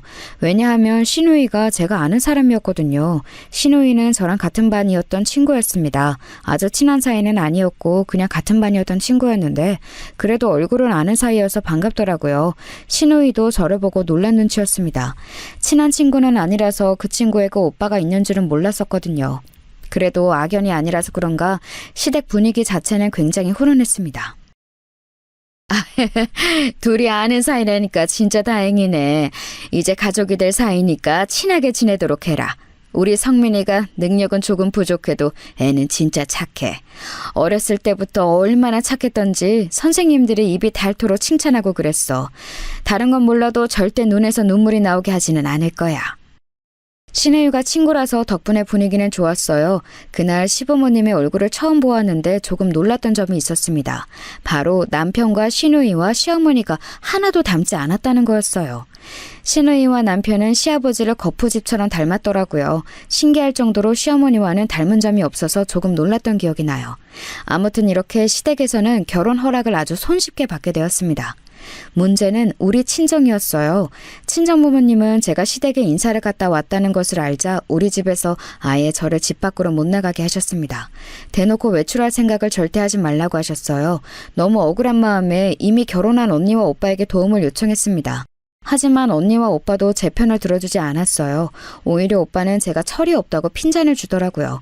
언니는 제 마음을 이해하지만 어른들의 사정이 있으니 그냥 아빠의 말에 수긍하라고 했죠. 집에서 한 명도 제 편을 들어주지 않으니 얼마나 속상했는지 모릅니다. 급기야 저는 아무 음식도 먹지 않고 단식투쟁으로 제 마음을 표현하기 시작했어요. 제가 단식투쟁을 하자 엄마는 저를 걱정하느라 제 방문 앞에서 계속 우는 소리를 하셨죠. 그런 엄마와 달리 아빠는 오히려 아직도 정신을 못 차렸냐고 머리를 잘라버린다고 가위를 들고 오기도 했습니다. 다행히 엄마가 말리고 저도 미친 듯이 거부해서 머리는 그대로 보존할 수 있었어요. 하지만 아빠의 그런 모습에 저는 아주 많은 상처를 받게 되었습니다. 원래 하지 말라고 하면 더 하고 싶어지는 게 사람 심리잖아요. 아빠가 저렇게 나오니까 저는 오히려 결혼이 너무 하고 싶더라고요. 단식 투쟁도 통하지 않으니 제가 선택한 것은 바로 가출이었어요. 새벽에 저는 다들 잠자리에 들어 고요한 집을 몰래 살금살금 나가게 되었습니다. 사실 2번은 실패하고 3번째에 성공했어요. 아빠가 거실에서 자는 것을 모르고 있어서 첫 번째 시도는 실패했습니다. 2번째에는 방문 앞에서 아빠가 저를 감시하고 있어서 실패했어요. 이렇게 된 이상 현관으로 나가는 것은 전혀 불가능했습니다. 그래서 저는 창문을 통해 가출하는 것을 선택했어요. 제 방은 2층에 있었는데 다행히 마당이라 잔디가 많았습니다. 몰래 조심스럽게 이불과 수건을 엮어 창문에 걸고 내려갔어요. 제가 그렇게 탈출할 거라고는 아무도 생각하지 못했는지 현관 앞에는 쥐새끼 한 마리도 보이지 않았습니다. 너무 신이 난 저는 그대로 친구 집으로 갔고 다음날 남편을 만났죠. 당연히 제 가출 소식을 알고 가족들은 난리가 났습니다. 심지어 아빠와 엄마는 저를 찾으러 시댁을 찾아가셨어요. 이런 근본도 없는 집안에 내 딸을 시집 보내라고? 아이고, 하늘에 계신 우리 아버지가 놀라서 자빠지겠다. 당신들은 양심이 있는 거야? 부잣집 공주님을 데려가면 뭐라도 내놓아야 하는 거 아니냐고? 아빠, 진짜 왜 그러는 거야? 아빠가 이렇게 반대할수록 나는 더 결혼하고 싶다고. 이러는 거 나한테 전혀 좋은 행동 아니라고 몇 번을 말해? 나는 아무리 반대해도 성민 씨랑 결혼할 거야. 아빠가 아무리 말려도 저는 들은 척도 하지 않았습니다. 사실 이때 엄마는 제가 단식 투쟁도 하고 가출까지 하니까 어느 정도 포기하셨어요. 오빠와 언니도 제 이런 모습을 처음 봤으니 놀라면서 심하게 반대하진 않았습니다. 그렇게 아빠와 지독하게 서로 입장을 굽히지 않고 있었는데 사건이 하나 터지게 되었어요. 그 사건은 아직도 생각하면 머리가 아프고 손이 떨리는 사건이랍니다. 제 인생에서 가장 슬픈 일을 꼽으라고 하면 저는 이 일을 말할 거예요. 아주 극심하게 제 결혼을 반대하던 아빠가 마지못해 결혼 허락을 하게 되는 일이 발생하게 되었습니다. 그 이유는 갑작스러운 교통사고였어요. 제가 막둥이고 위로 언니와 오빠가 있다고 했잖아요. 언니와 오빠 부부가 4시 집안 행사 때문에 한 차에 타고 이동하다 교통사고를 당하게 되었습니다. 그 사고로 운전하던 우리 오빠는 그 자리에서 사망했고 조수석에 있던 새언니와 뒤에 있던 언니 부부는 아주 크게 다쳤어요. 게다가 새언니는 임신한 상태였는데 사고로 아이까지 잃게 되었습니다. 이 사고로 우리 가족에게 가져온 영향은 아주 컸어요. 새언니는 유산 후 정신이 나가 정신병원에 입원하게 되었습니다. 아이도 잃고 남편도 잃었으니 제정신으로 살 수가 없었던 거죠. 일상생활이 아예 불가능하던 상황이라 그렇게 병원에 입원하게 되었죠. 그리고 뒷좌석에 있던 언니 부부도 심각한 상태였어요. 우리 언니는 평생 휠체어에 의존해서 살아야 했습니다. 형부는 한동안 아예 혼수 상태에서 깨어나지 못했어요. 그리고 겨우 눈을 떴지만 역시 거동이 불편해서 병원에 계속 입원해서 살아야 했습니다. 이런 상황이니 집안은 당연히 난리가 났어요. 엄마는 사고 소식을 듣고 그 자리에서 쓰러지셨고 아빠 역시 많이 힘들어했습니다. 겨우 사고 수습하고 뒤처리를 하니 어느덧 1년이라는 시간이 흘러 있었어요. 오빠는 죽고 언니는 휠체어에 의존해서 살아야 했고 임신은 평생 무리라는 진단을 받게 되었습니다. 그 소식을 듣고 우리 가족은 슬픔에 빠지게 되었죠. 그리고 한동안 아빠는 침묵으로 아예 말도 하지 않았어요. 그러다 어느 날 저를 불러 말했습니다. 그놈하고 결혼해라. 내가 내 욕심으로 자식들을 힘들게 하고 싶지는 않다. 막내야, 대신 행복해야 한다. 알지? 아빠는 이제 바라는 것도 없어. 그저 네가 김서방하고 행복하게 살면 된다. 그거면 돼. 아빠, 너무 고맙고 또 고마워요. 내가 언니랑 오빠 몫까지 열심히 살게. 사람이 나쁜 사람은 아니니까 너무 걱정하지 마. 난 항상 아빠한테 고마운 거 알지? 그렇게 바라고 바랐던 결혼 허락이 떨어졌는데 마냥 기쁜 마음은 아니었어요. 오히려 약간 씁쓸했습니다. 그러면서 속으로 꼭 남편하고 행복하게 살아야겠다는 어떤 사명감까지 생겼어요. 아빠는 그렇게 사랑하던 막내딸이 결혼한다고 하니 결혼식을 아주 성대하게 열어주었습니다. 신혼여행부터 웨딩드레스 선택까지 제가 원하는 환상 속의 결혼식 그대로였습니다. 제가 행복하게 결혼 준비를 하니 집안 분위기도 점점 풀리기 시작했어요. 사고가 워낙 커서 한동안 우리 집에서는 웃음을 찾아볼 수가 없었거든요. 엄마도 계속 기력이 없다가 제가 웃는 모습을 보고 겨우 미소를 지을 수 있으셨습니다. 그렇게 시작한 제 결혼 생활은 처음에는 아주 순조로웠어요. 워낙 우리 집에서 반대가 심해서 시댁 눈치가 조금 보였는데 시아버지가 생각보다 너무 좋더라고요. 제 말이라면 무조건 다 좋다고 하셨습니다. 남편도 결혼하고 나니까 더 진국인 사람이었어요. 집안일도 잘하고 제가 손 하나 까딱하지 않도록 얼마나 열심히 했는지 모릅니다. 시누이도 원래 알던 사이라 나쁠 게 없었는데 딱 하나 문제가 있다면 바로 시어머니였어요. 시어머니는 조금 특이한 분이셨는데 저는 시어머니를 보며 마치 이방인 같다는 느낌을 느꼈습니다. 표정이 늘 매사에 관심이 없다는 표정이었는데 유난히 저에게 관심이 많았어요. 뉴스에 나올 정도로 대한민국이 들썩이는 사건 사고가 일어나도 시어머니의 입에서 그런 말을 들어본 적이 전혀 없습니다. 심지어 시댁 아파트에서 신혼 때 바로 윗집이 크게 강도가 들었던 사건이 있었어요. 그 사건이 일어나서 시댁 가족이 다 불안에 떨고 잠도 못 자서 돌아가며 보초를 서기도 했었습니다. 우리 남편도 시댁에 가서 며칠 동안 일부러 자고 올 정도였어요. 저도 당연히 걱정되어 시댁에 갔더니 시어머니는 아무렇지 않더라고요. 그런 분이 저한테는 하나부터 열까지 관심이 많았습니다. 특히 제가 입는 옷과 쓰는 용품들 그리고 가방 같은 사치품에 관심이 아주 지나치게 많았어요. 이것과 관련해서 사건도 몇 개가 있었습니다. 저는 어려서부터 부유했기 때문에 늘 쇼핑은 백화점에 가서 했어요.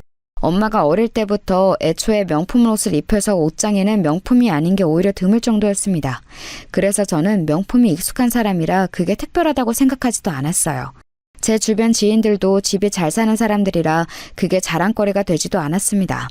그래서 명품이 이렇게 대단한 의미라는 것을 시어머니 입에서 듣고 알게 되었어요.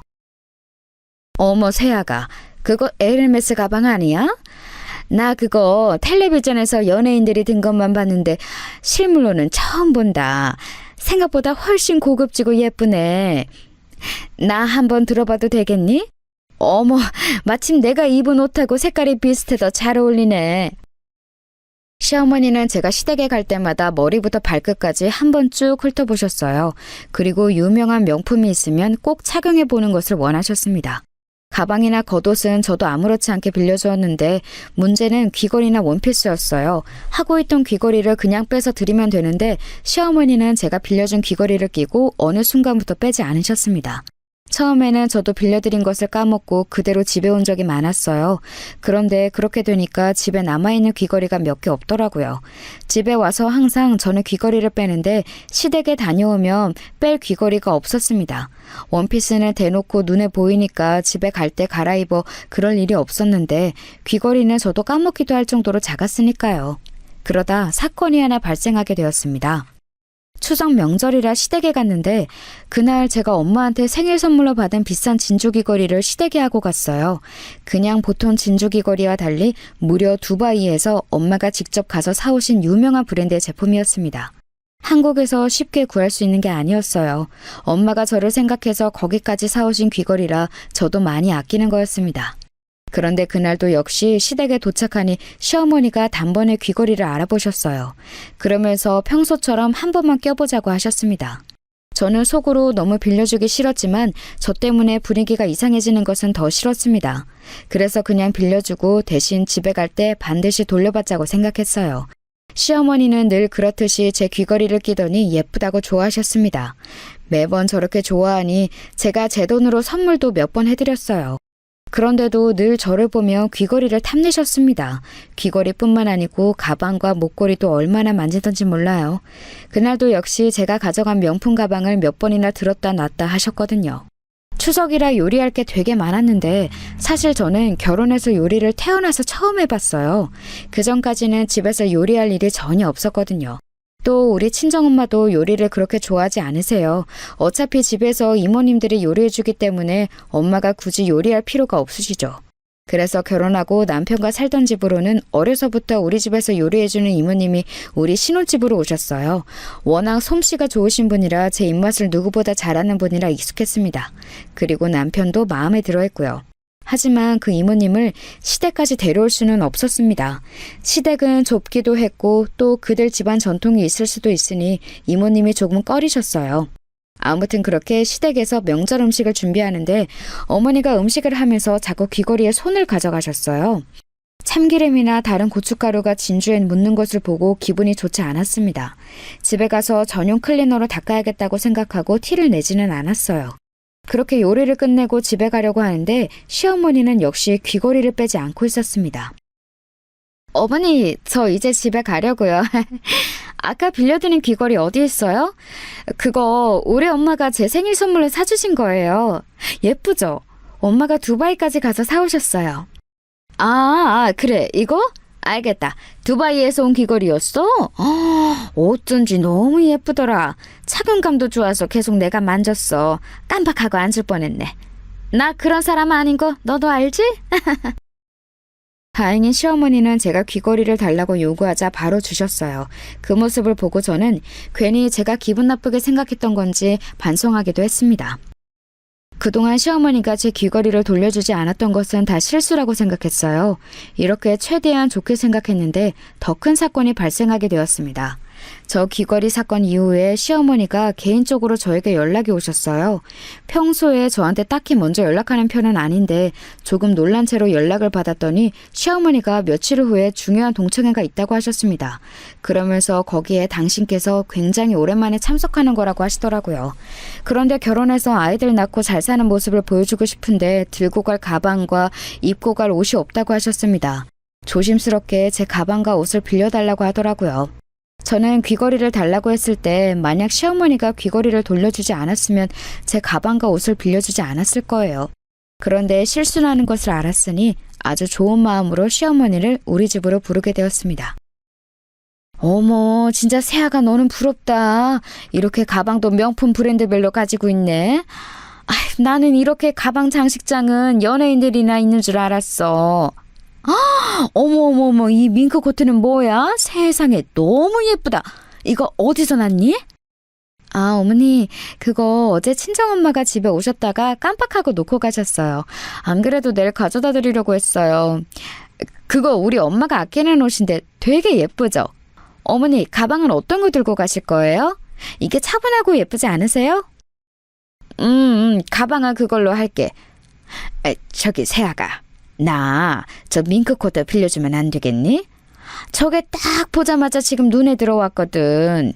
저거 입고 가면 동창회에서 나 완전히 빛날 것 같아. 내가 조심히 새 것처럼 입고 갔다 올게. 응? 사실 저게 친정엄마가 진짜 아끼는 옷이어서요. 제 옷이면 당연히 빌려드릴 텐데 엄마 옷이라 조금 곤란해요. 죄송해요, 어머님. 그 대신 제 옷이랑 가방은 얼마든지 골라서 가져가셔도 좋아요. 에이, 아가, 한 번만 입는다고 뭐 달아? 조심히 입을게.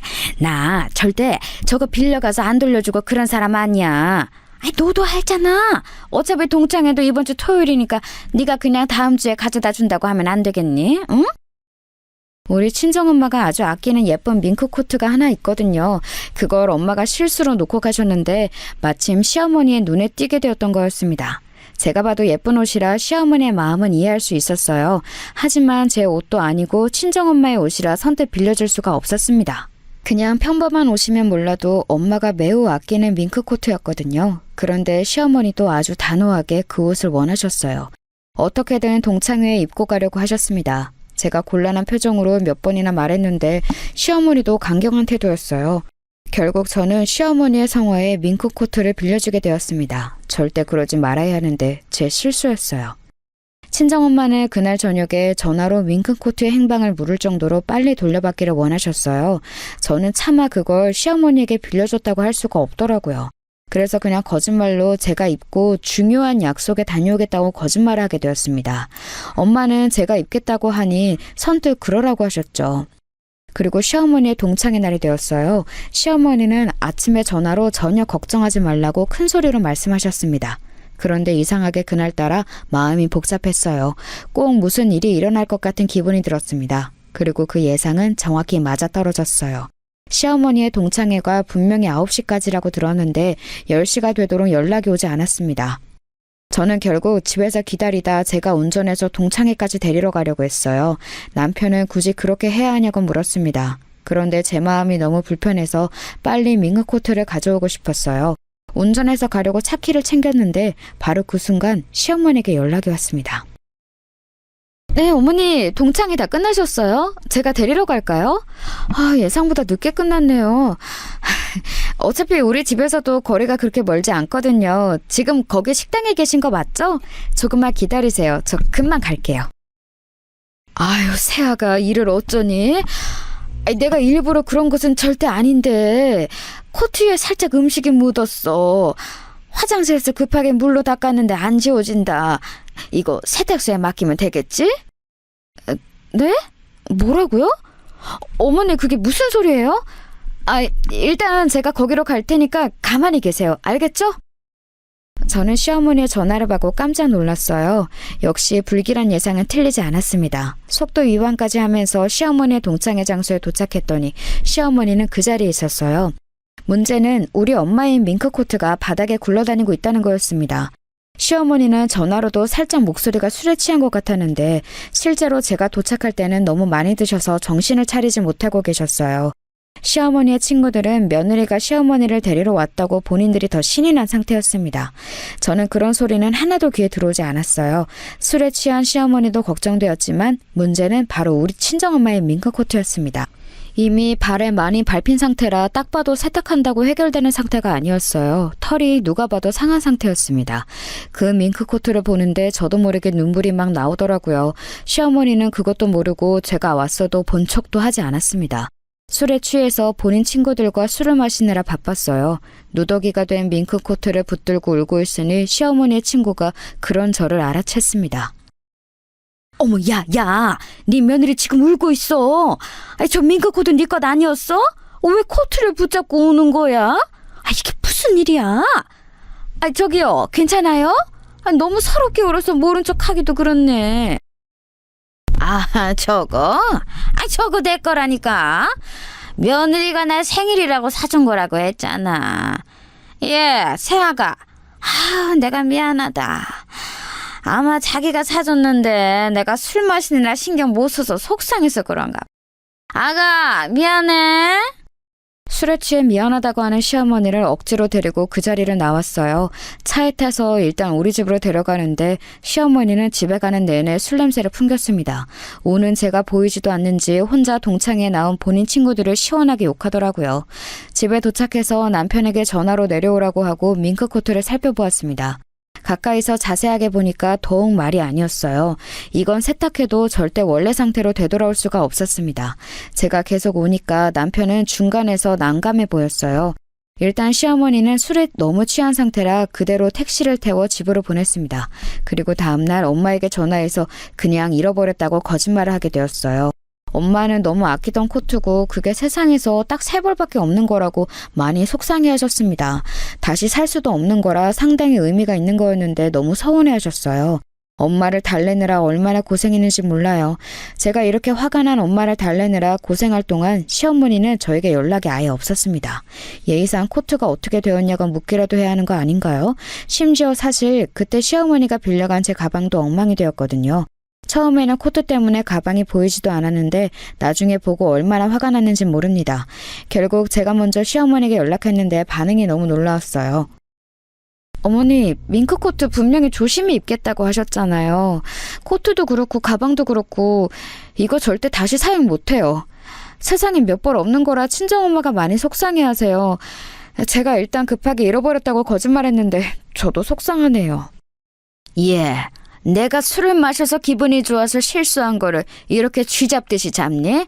아무리 그래도 난 네 시어머니야. 어떤 며느리가 시어머니한테 이렇게 경우 없이 대하니? 네가 돈 많으면 다야? 그래, 나 가난해. 가난하다고. 어머니, 갑자기 그게 무슨 소리세요?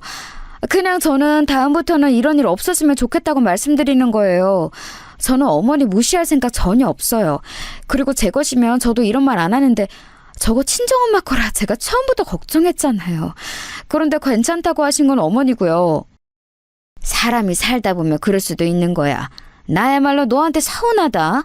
내가 너 결혼하고 시집살이 한 번 시킨 적 있니? 어디 내가 다른 시어머니처럼 시집살이 제대로 보여줄까? 밍크코트가 뭐라고 사람을 이렇게 민망하게 하니? 시어머니는 제가 코트 얘기를 꺼내자 불같이 화를 내기 시작했어요. 제가 당신을 무시했다고 아주 잔뜩 화가 나셨습니다. 남편에게 말하자 남편은 본인 엄마지만 왜 저러는지 모르겠다고 하더라고요. 만약 이때 남편이 제 편을 들어주지 않았으면 저는 실망했을 거예요. 아무튼 시어머니는 본인 말대로 그 다음부터 굉장히 유치하게 나오기 시작하셨어요. 사람이 제일 유치할 때가 언제인지 아세요? 바로 먹는 것으로 차별할 때랍니다. 제가 특이사항이 하나 있는데 해산물은 못 먹어요. 특히 해산물 날 것은 알레르기가 있어 아예 먹으면 안 될 정도로 심각합니다. 이걸 시어머니도 제가 시댁에 가서 해산물에 손을 대지 않으니 이미 알고 계셨어요. 그래서 제가 시댁에 가는 날은 시부모님이 일부러 해산물을 배제해서 준비해 주시곤 하셨습니다. 저도 그런 시부모님이 너무 감사해서 꼭 시댁을 방문할 때는 와인이나 한우를 준비했어요. 그런데 밍크코트 사건 뒤로 기가 막힌 상황이 발생하게 되었습니다. 하필 코트 사건 다음 주가 아버지가 생신이었거든요. 평소에 시아버지는 외식보다 집에서 드시는 것을 훨씬 선호하세요. 그래서 시아버지 생신 때는 늘 집에서 거하게 차려 먹고는 했습니다. 원래 시댁 행사가 있으면 저도 가서 많이 도와드리곤 했는데 그날은 저도 기분이 상해서 일부러 도착 시간에 맞춰서 가게 되었어요. 시누이와 몰래 연락해서 미안하다고 뒤에서 말을 맞춰놓긴 했습니다. 시누이는 다행히 자기 엄마보다 제 편을 들어주었어요. 시누이도 남편도 본인 엄마를 이해하지 못한다고 해서 제 마음도 조금 풀린 상태였습니다. 그래서 이왕 가서 일단 그래도 어른이니까 제가 먼저 다가가야겠다고 생각했어요. 그런데 도착해서 저는 너무 유치해서 할 말이 없었습니다. 왜냐하면 음식이 죄다 해산물이었어요. 생선구이부터 시작해서 메인 요리도 해산물찜이었습니다. 게다가 저는 날 것을 전혀 먹지 못하는데 회, 초밥, 굴까지 아주 다양한 날 것 요리가 많았어요. 새우랑 가리비까지 해산물이 아닌 요리는 오로지 맨밥이었습니다. 그 식탁을 보고 저는 할 말을 잃었어요. 물론 그날도 백화점에서 가장 등급이 좋은 한우를 챙겨갔었는데 주고 싶은 마음이 들지도 않았습니다. 식탁 위의 음식을 보고 시누이와 남편 그리고 시아버지도 머쓱한 표정이었어요. 본인들도 제가 해산물을 못 먹는 것을 아니까 얼마나 황당했겠어요. 오로지 시어머니만 신이 나서 먹으라고 재촉했습니다. 시누이가 먼저 나서서 그럼 새언니는 어떤 음식을 먹냐고 했더니 시어머니는 아예 못 들은 척을 하더라고요. 저는 그래서 일부러 그날 아무것도 먹지 않았습니다. 시누이가 계란말이라도 해준다고 일어나는데 제가 안 먹겠다고 했어요. 숟가락을 들고 있지 않으니 남편도 제 눈치를 보더라고요. 시아버지도 괜히 머쓱했는지 치킨을 배달하라 하고 분위기가 아주 엉망이었습니다. 거기다 대고 시어머니가 뭐라 말씀했는지 아세요, 여러분? 아휴, 유난이야. 그냥 내가 오늘은 해산물을 준비하고 싶었어. 이렇게 해산물이 싫으면 본인이 와서 요리하는 것을 돕고 그래야지. 저렇게 무슨 백화점에 가서 한우만 사오면 다야? 준비한 사람 무한한 건 생각 안 해? 아, 그래도 이 사람아. 며느리가 아예 해산물을 못 먹는데 이건 너무 유치하잖아. 세아가 너무 미안하다. 지금 우리 아들이 치킨 시켰다고 하니까 그거라도 먹어, 응? 급기야 시아버지와 시어머니가 식탁에서 큰 소리로 싸우기 시작했어요. 저는 그 자리에 더 있기가 싫어 가방을 챙겨 일어났습니다. 개인적으로 시아버지는 항상 저에게 잘해주셨거든요. 그런데 생신기념으로 온 자리였는데 너무 죄송했습니다. 하지만 시댁에 계속 있으면 분위기가 더 엉망이 될 것 같았어요. 그래서 가방을 챙겨 일어났는데 시어머니가 불난 집에 부채질을 본격적으로 하기 시작했습니다.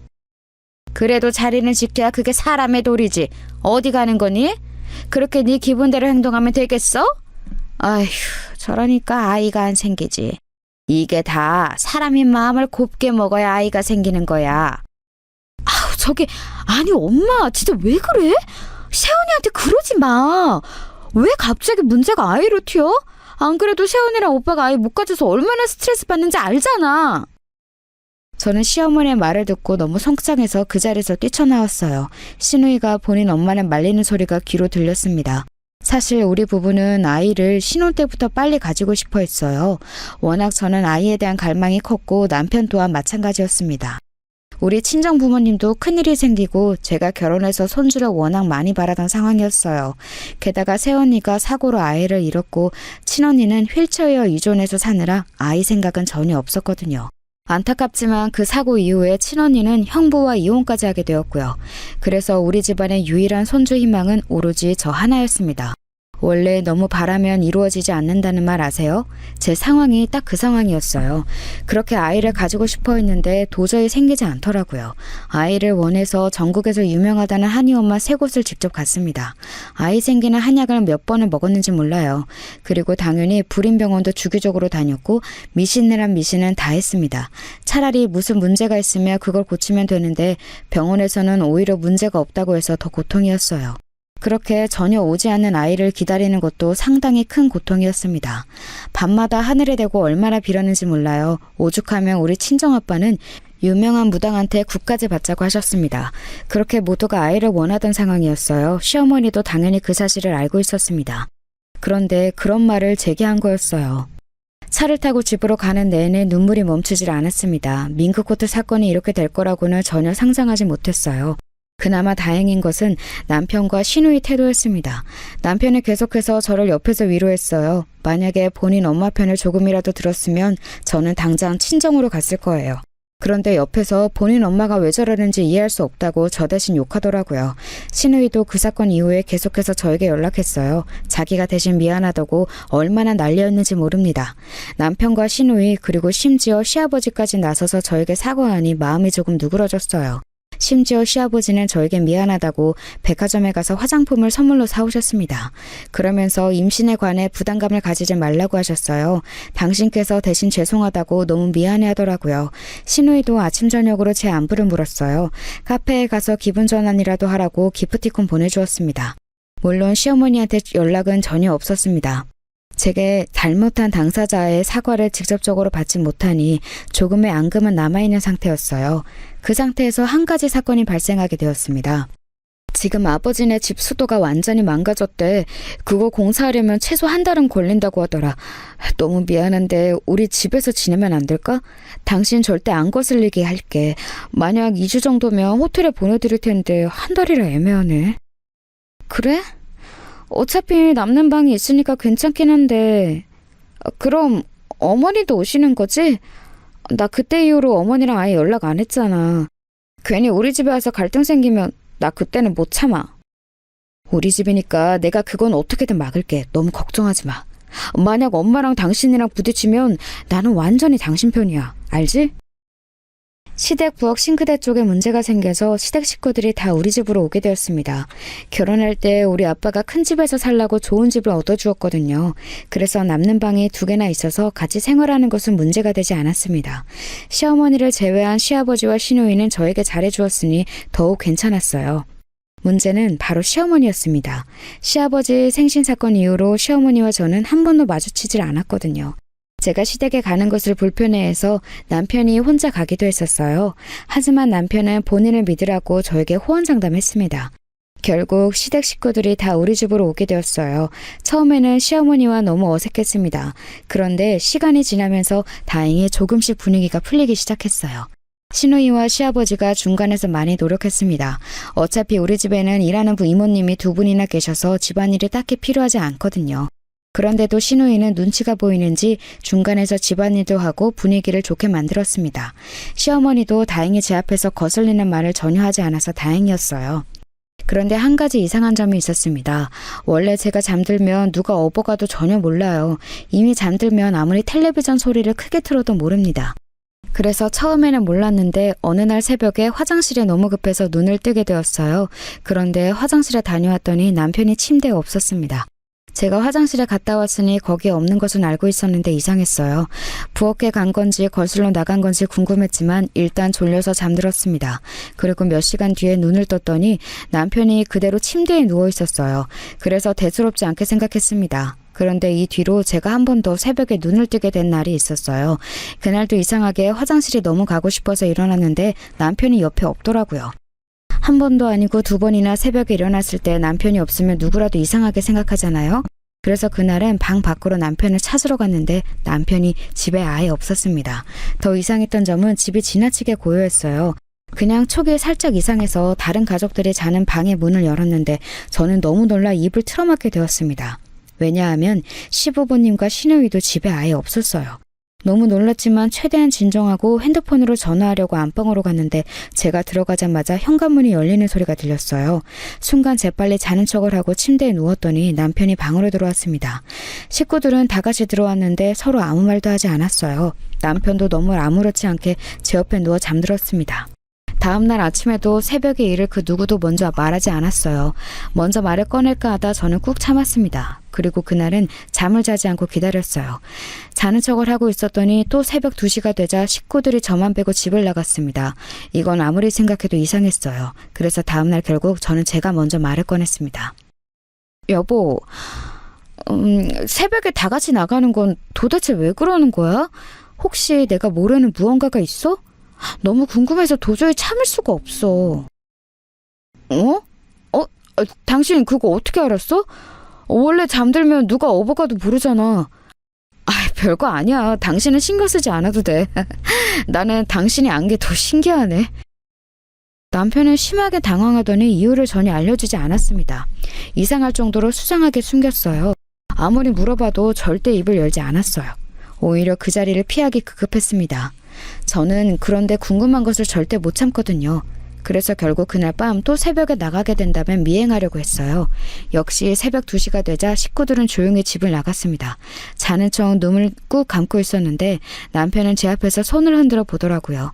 제가 완전히 잠든 것을 확인하자 밖으로 나갔습니다. 조용히 일어나서 몰래 택시를 불러 뒤따라갔어요. 들킬까봐 얼마나 마음을 졸였는지 모릅니다. 그리고 도착한 곳은 바로 병원이었어요. 저는 사실 속으로 혹시 위험한 곳을 가면 어떡하나 걱정했거든요. 그런데 의외로 병원에 가길래 오히려 당황했습니다. 다행히 병원이라 사람들이 많아 미행에도 들키지 않았어요. 시댁 식구들을 뒤따라갔더니 특실로 가더라고요. 너무 자연스럽게 행동하는 모습에 많이 놀랐습니다. 그런데 그 뒤에 들리는 대화 내용을 듣고 저는 더 놀라게 되었어요.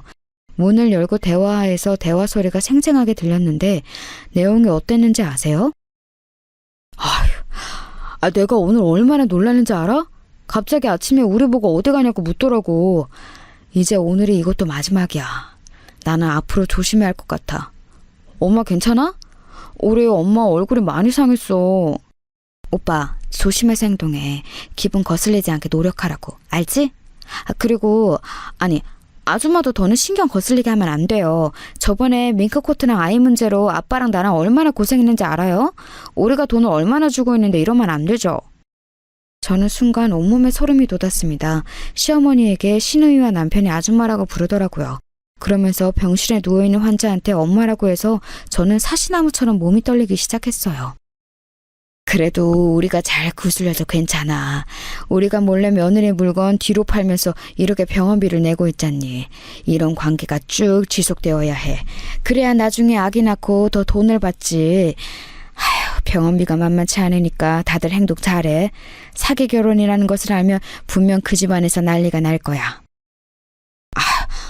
나도 연기하는 거 한계가 있다고요. 그럼 돈을 더 주든가.